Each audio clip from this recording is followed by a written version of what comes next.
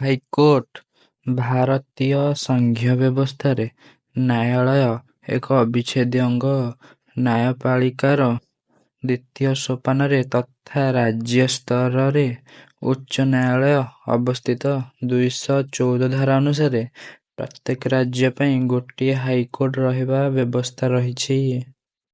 231 ଧାରା ଅନୁସାରେ ସଂସଦ ଆଇନ ବଳରେ 2 ବା ତତୋଧ୍ୱକ ରାଜ୍ୟ ପାଇଁ ଗୋଟିଏ ହାଇକୋର୍ଟ ରହି ପାରିବ କିମ୍ବା 2 ବା ତତୋଧ୍ୱକ ରାଜ୍ୟ ଓ ଗୋଟିଏ କେନ୍ଦ୍ର ଶାସିତ ଅଞ୍ଚଳକୁ ନେଇ ହାଇକୋର୍ଟ ସ୍ଥାପନ କରାଯାଇପାରେ।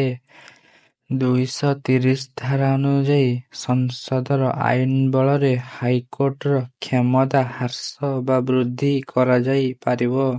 ବର୍ତ୍ତମାନ ଭାରତରେ 25ଟି ହାଇକୋର୍ଟ ରହିଛି। କେନ୍ଦ୍ର ଶାସିତ ଅଞ୍ଚଳମାନଙ୍କ ମଧ୍ୟରୁ ଦିଲ୍ଲୀ ପାଇଁ ଗୋଟିଏ ହାଇକୋର୍ଟ ରହିବାର ବ୍ୟବସ୍ଥା ରହିଛି।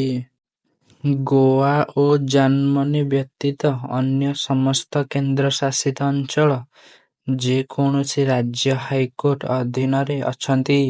ଓଡ଼ିଶା ହାଇକୋର୍ଟ 1948 ମସିହା ଜୁଲାଇ 26 ତାରିଖ ଠାରୁ କଟକଠାରେ କାର୍ଯ୍ୟ କରୁଛି। ବର୍ତ୍ତମାନ ଓଡ଼ିଶା ହାଇକୋର୍ଟର ବିଚାରପତି ସଂଖ୍ୟା 33। 24+9। ବର୍ତ୍ତମାନ ଓଡ଼ିଶା ହାଇକୋର୍ଟର ମୁଖ୍ୟ ବିଚାରପତି ହେଉଛନ୍ତି ଜଷ୍ଟିସ ଅରିନ୍ଦମ ସିଂହା ଏବଂ ପ୍ରଥମ ମୁଖ୍ୟ ବିଚାରପତି ହେଉଛନ୍ତି ଜଷ୍ଟିସ ବୀରକିଶୋର ରୟ।